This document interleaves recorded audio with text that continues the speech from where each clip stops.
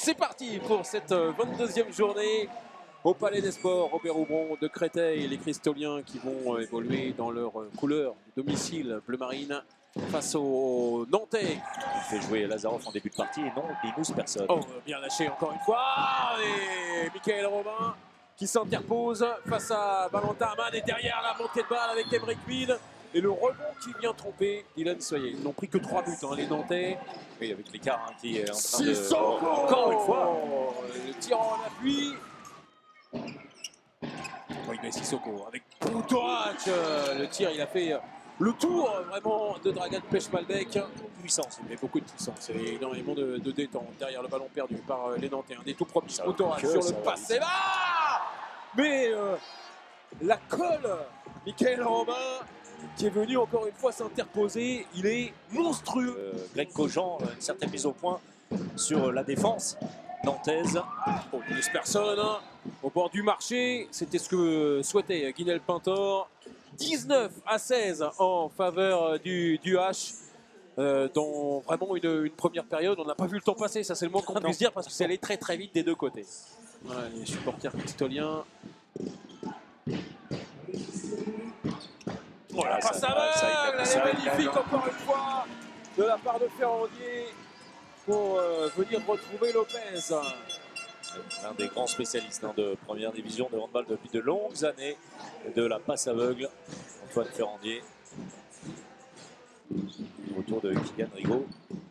Et l'égalisation pour Valentin Amann, c'est un peu un symbole parce qu'il a eu énormément de mal dans ce match aujourd'hui pour marquer. Ovnicek avec Valero Rivera et la parade derrière de Jandrich. Et voilà où Créteil voulait être à ce moment de la partie. Exactement. Et ce que craignait certainement Alberto. On ne va pas parler de faux rythme, il n'y en a pas eu de faux rythme. Mais Nantes n'a pas su mettre le couvercle lorsque ce fut peut-être un peu plus possible. Maintenant, eh bien, il va falloir lutter certainement jusqu'au bout. Pierre qui fait un festival vraiment dans cette seconde période. Sur la montée de balle au bord du marché, Ruben Marchand qui va donner son ballon à Valero Rivera. Il ne va pas se tromper encore une fois. Et les Nantais reprennent un petit peu d'air. On a sorti en Yago pour le départ de l'action, ça accélère sur la passe. C'est bien joué que. C'est bien joué. Carrément le jeu à 3 avec Boutorac. Délié Ovnicek avec Linus Persson. Le Slovène à nouveau, la fin de passe. Et Thibaut Brié derrière. Il faut absolument qu'il y ait un rebond avant qu'ils mettent le ballon dans le but. Il va y avoir des sourires et du soulagement sans doute parce que le match aura été très très compliqué. Ovnicek qui est reparti. Allez, un dernier but. Il aime ça, sortir de son poste d'ailier. Il aime marquer. Pour venir marquer comme un arrière. Le dernier but donc dans cette partie pour David Balaguer. Et le H qui va s'imposer de 4 buts. C'est un petit peu bien payé, un peu trompeur. Pour le H qui aura vraiment été malmené pendant toute cette seconde période. Mika, on ne pouvait pas choisir un autre joueur que vous. En cas de victoire, on avait dit évidemment on veut Michael Robin. Vous avez livré, vous, à titre individuel, Mika, une énorme première période. Vous le saviez, là aussi on en parle avec Emric, mais venir ici à Robert Hourbon, ça avait tout d'un piège. Vous avez réussi à échapper à cet écueil. Oui, d'une part par le contexte entre ces deux matchs contre Berlin, mais surtout cette année à Créteil, on ne vient pas gagner en faisant un match moyen. Ce soir on a fait un match moyen plus, c'est-à-dire qu'on a peut-être un peu mieux géré certains temps, mais Créteil a fait une très belle partie, une fois de plus. Aujourd'hui la Lidl Star League c'est difficile, on l'a vu la semaine dernière à la maison contre Chartres. Voilà, on a fait le nécessaire, on n'a pas de blessés, on revient avec 2 points. Voilà, on a hâte d'en découdre avec Berlin. Il y a quasiment un an, jour pour jour, vous annonciez votre retraite. Vous êtes là, vous allez jouer une place pour un quart de finale de Coupe d'Europe. Vous avez gagné un trophée cette saison. Vous êtes 2e du championnat. C'est beau la vie de sportif comme vous la vivez vous et comme vous la concevez. Ouais, c'est hyper beau. Franchement, pour le moment c'est super. Comme vous l'avez dit, on est 2e. On a gagné une coupe, on est en course pour la Coupe d'Europe. Moi je suis un peu déçu, j'ai pas reçu de vélo cette année, mais l'an dernier je suis reparti avec un vélo, j'aurais aimé un vélo électrique, mais bon, ils ont mis des nouveaux spots dans la salle, alors là je plaisante. Là, je suis très heureux de revenir ici aussi, parce que c'était pas prévu et je continue à surfer sur ce bonus, on a encore de très belles échéances.